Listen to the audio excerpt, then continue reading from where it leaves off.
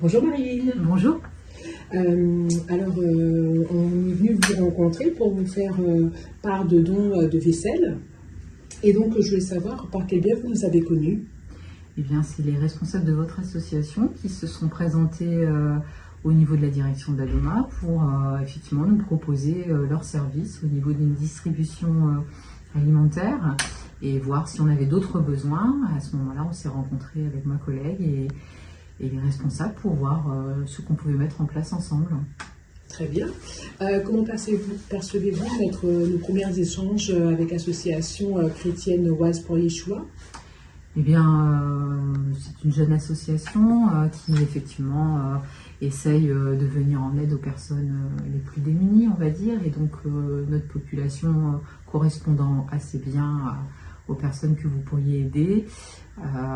Ça part d'un bon sentiment, voilà, et nous, ça nous permet de pouvoir offrir d'autres perspectives aux personnes en difficulté chez nous. D'accord. Que pensent vos demandeurs d'asile ou des bénéficiaires? Que pensent-ils de notre association? Avez-vous déjà eu des retours? Alors j'ai eu des retours, il y en a qui avaient lu dans la presse effectivement que l'association s'était créée au niveau de Liancourt. Et donc ils ont tout de suite venu nous informer qu'il y a une nouvelle association, qu'ils pouvaient en bénéficier. Et donc il y en a même certains qui effectivement ont bien compris qu'ils pouvaient aussi se porter bénévole auprès de votre association et qui nous ont demandé effectivement des informations. C'est vrai, c'est le cas. C'est vrai qu'on comptabilise, je pense, trois en fait, bénévoles. Donc, je fais Adoma. Et pour conclure, quel est votre constat sur l'évolution des besoins? Donc, comment percevez-vous notre partenariat sur un avenir proche? Alors effectivement, votre proposition de faire une distribution alimentaire, voire vestimentaire, elle correspond bien aussi à une demande de plus en plus forte de notre public, qui est de plus en plus en difficulté, les denrées alimentaires coûtant de plus en plus cher, leur allocation n'ayant pas augmenté depuis des années, leur pouvoir d'achat effectivement est limité. Donc effectivement, c'est plutôt une bonne chose pour eux. Au niveau vestimentaire, c'est pareil, hein, ils ont des moyens limités, donc toutes les aides qu'on peut leur apporter leur facilitent la vie.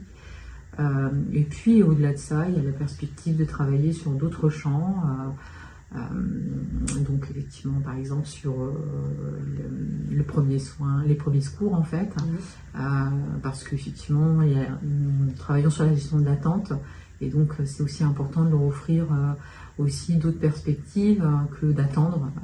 Effectivement chez nous, l'aide qui peut leur être apportée, mais ils peuvent aussi se former, par exemple, ou sensibiliser aux premiers secours.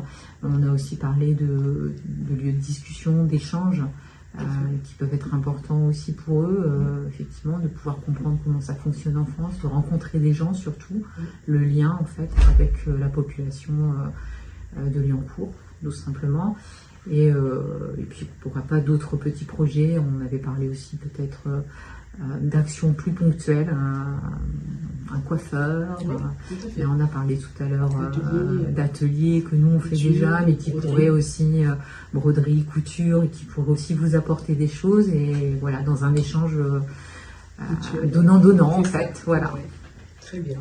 Écoutez, en fait, ce fait un plaisir de vous rencontrer, et puis je pense que ce ne sera pas notre dernière visite. Merci. Nous l'espérons.